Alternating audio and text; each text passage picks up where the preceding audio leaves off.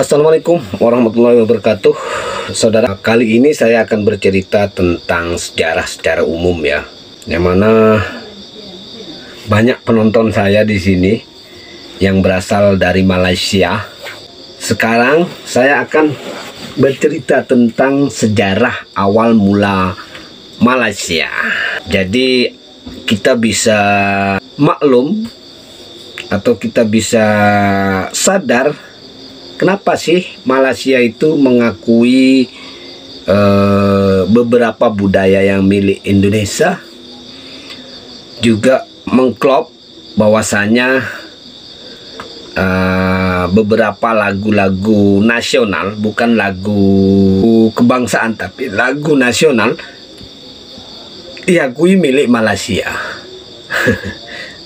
Dan beberapa kebudayaan sempat diakui secara hukum oleh Malaysia, yang lumayan bisa menimbulkan kegemparan. Kenapa sih Malaysia itu mengakui beberapa hal yang ada di Indonesia?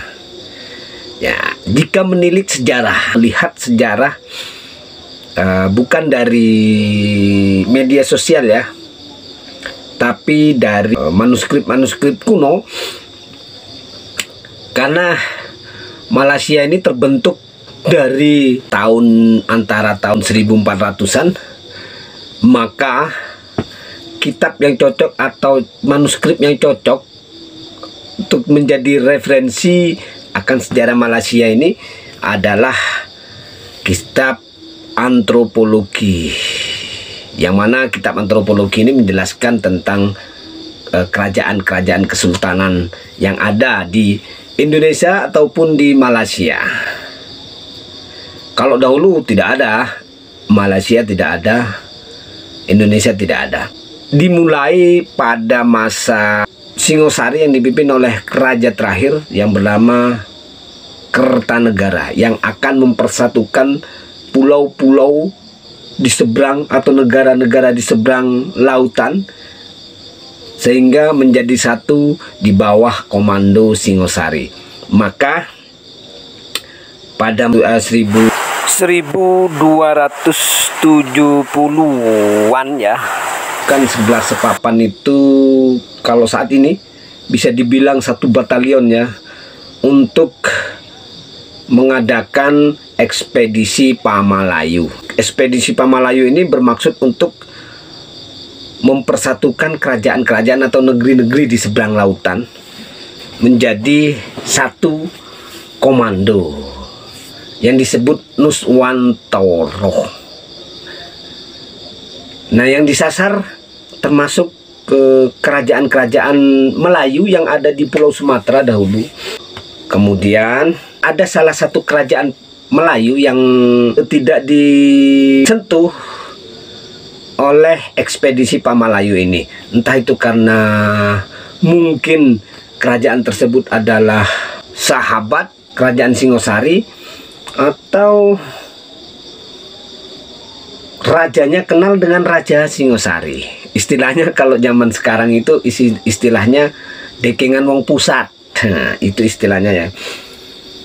Jadi kerajaan Melayu tersebut tidak disentuh oleh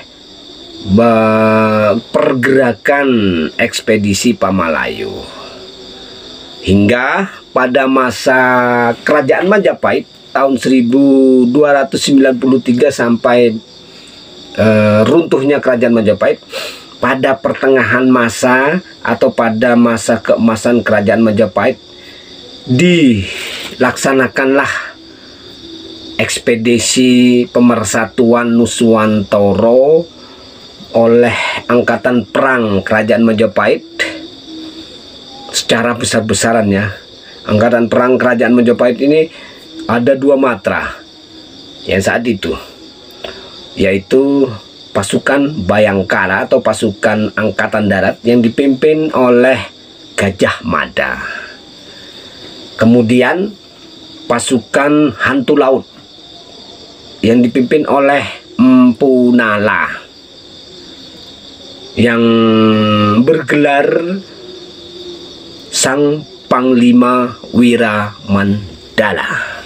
Nah, dari dua kekuatan tempur ini, kerajaan-kerajaan di seberang lautan itu berhasil ditaklukkan menjadi satu komando di bawah kerajaan Majapahit,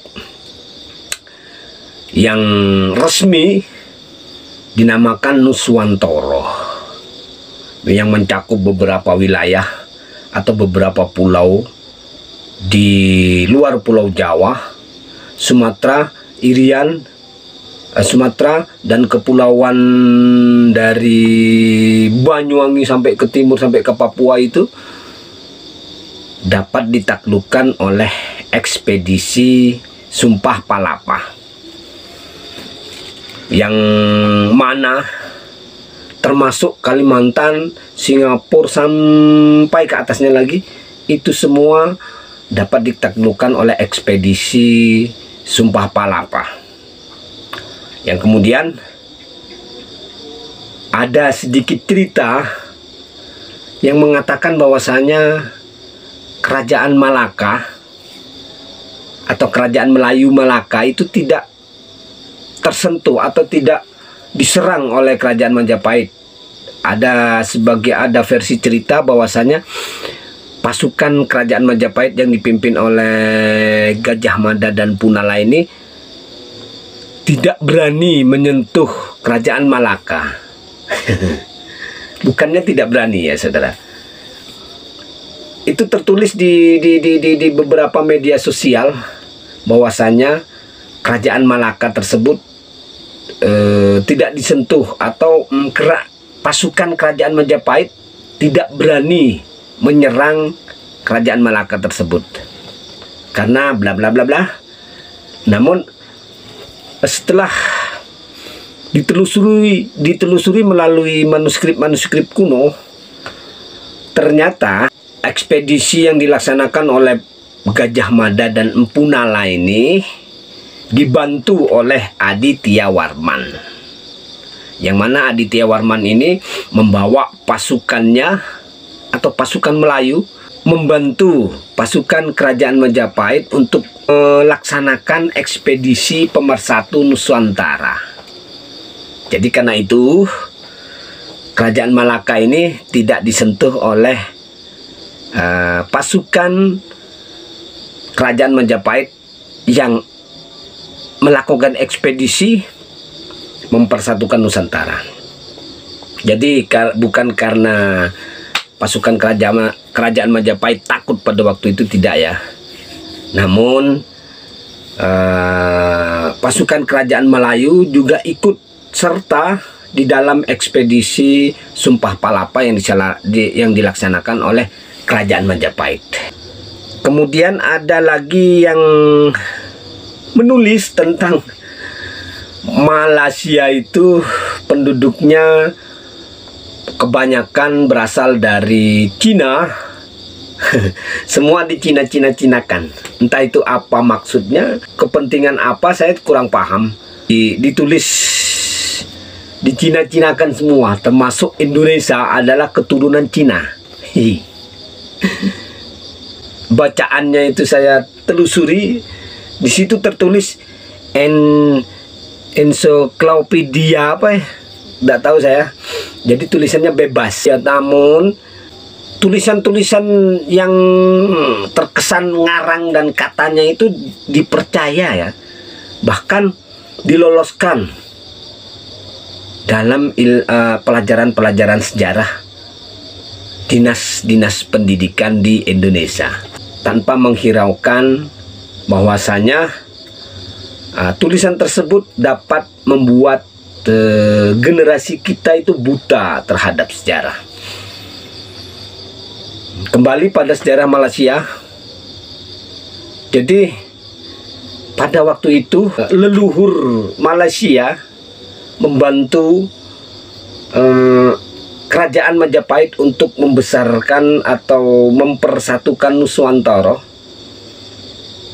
yang berhasil dengan gemilang sampai pada suatu saat masih di masa kerajaan Majapahit ya, kerajaan Malaka itu antara tahun 1300-an, saya sebut tahun 1300-an ini bisa jadi tahun 1300 sampai ke tahun 1400. Itu akan melebarkan atau membentuk kerajaan secara resmi. Kalau dahulu itu kerajaan kecil, mereka itu kerajaan kecil ya, diberi keleluasaan untuk mengatur negaranya sendiri sehingga dapat menguasai jalur perdagangan di Selat Malaka tetap dalam pantauan kerajaan Majapahit pada waktu itu. Kemudian kerajaan Malaka ini membentuk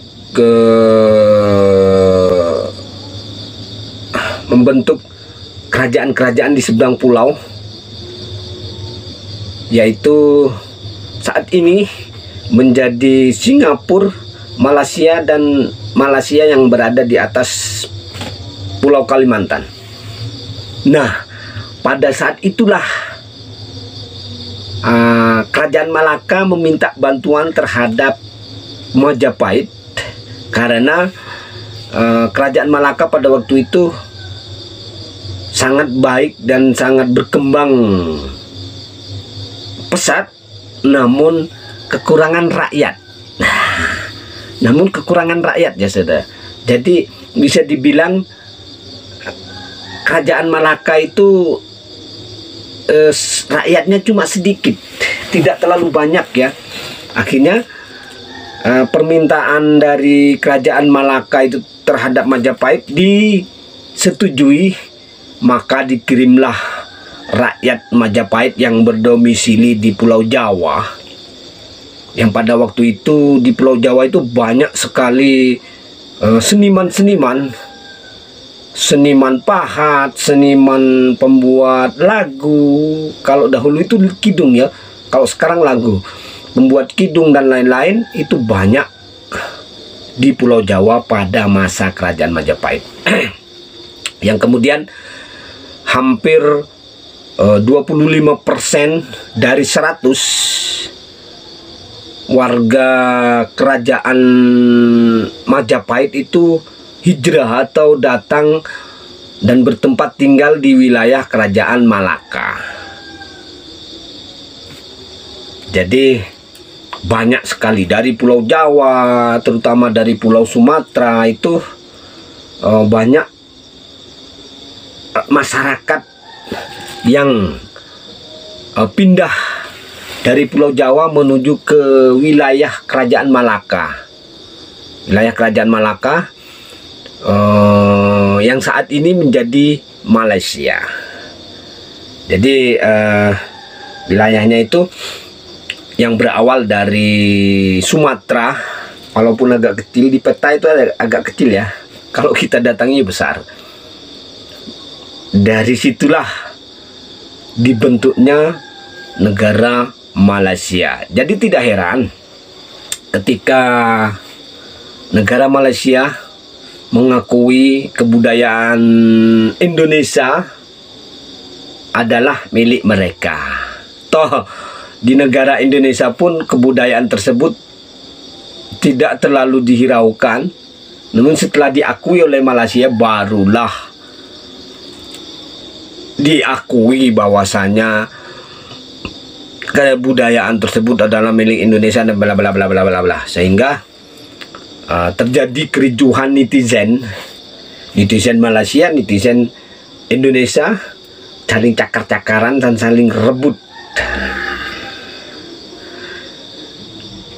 merebut kepercayaan yang pada dasarnya penduduk Malaysia dengan penduduk Indonesia itu jadi satu ya, adalah satu keluarga, yaitu masyarakat Majapahit, yang pada waktu itu banyak sekali masyarakat Majapahit yang dari Pulau Jawa itu berpindah menjadi warga kerajaan Malaka, hingga kerajaan Malaka ditaklukkan atau diserbu oleh pasukan penjajah Portugis dan Inggris dan lain-lain ya. Diserbu oleh pasukan penjajah antara tahun 1511. Pada waktu itu kerajaan Malaka dikuasai oleh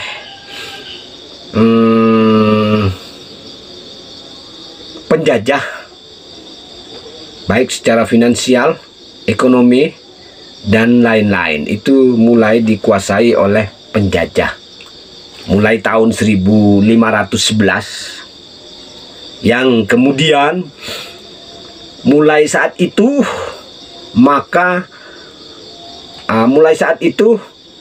adanya perbedaan antara Malaysia dengan Indonesia, atau antara Malaka dengan Majapahit,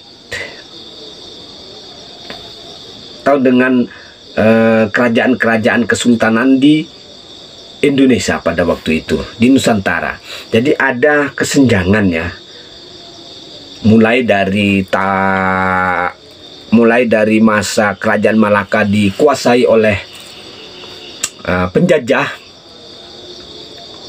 maka talian jiwa atau hubungan jiwa antara masyarakat Nusantara dengan masyarakat Malaka mulai retak dan terpisah, sehingga di antara kita, baik rakyat Malaka ataupun rakyat Pulau Jawa, Sumatera, Kalimantan, dan lain-lain, mengatakan inilah kami yang terbaik. Yang Malaka pun inilah kami yang terbaik. Jadi sebenarnya masyarakat di Malaysia itu banyak yang masih keturunan orang-orang Nusantara, masih banyak keturunan orang-orang Jawa, masih banyak keturunan dari Kalimantan, masih banyak keturunan dari Sumatera, dan lain-lain. Kalau disebut Malaysia itu penduduknya adalah berasal dari orang Cina, dan Cina,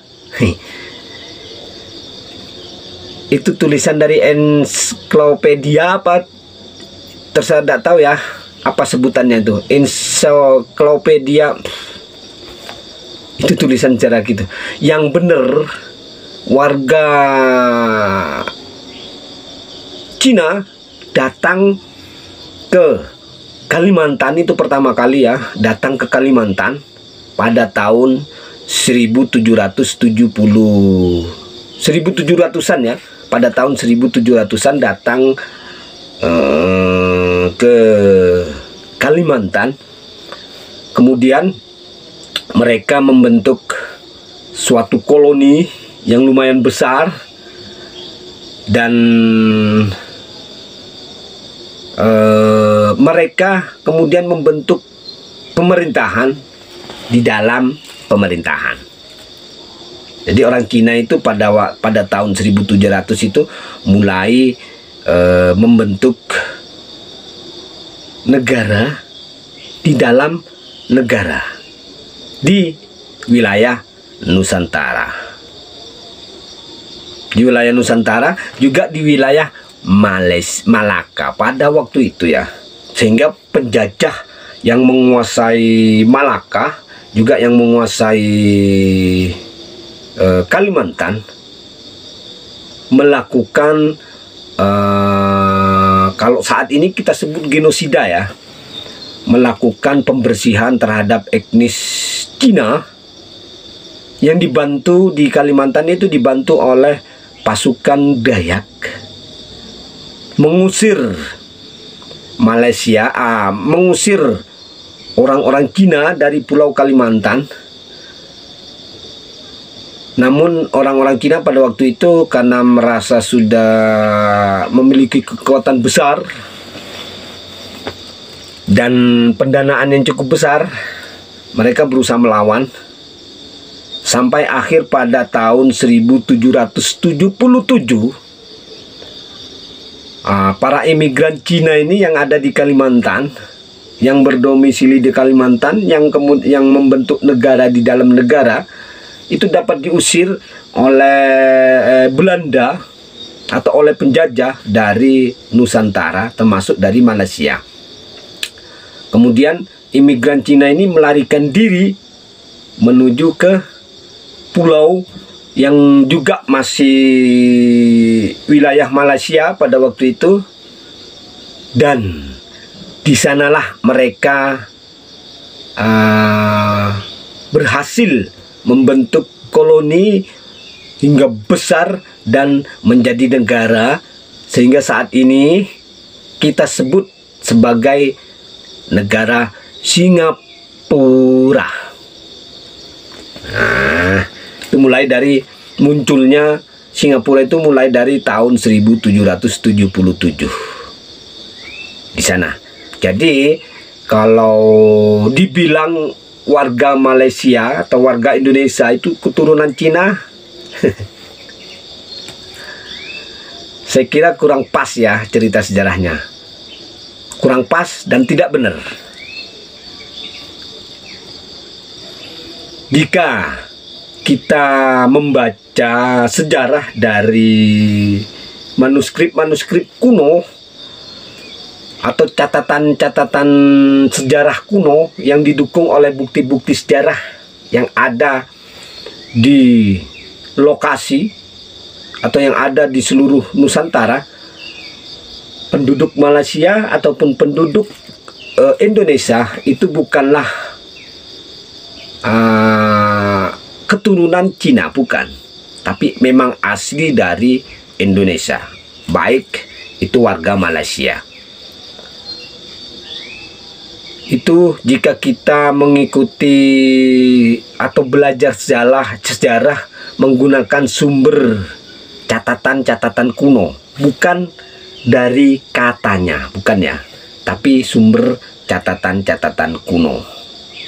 Kalau dari katanya mungkin kita mengiyakan kalau Indonesia dan Malaysia itu adalah keturunan Cina. Padahal bukan ya saudara. Kalau Malaysia warganya nih ya, bukan keluarga kerajaan, itu masih keturunan Indonesia, itu iya.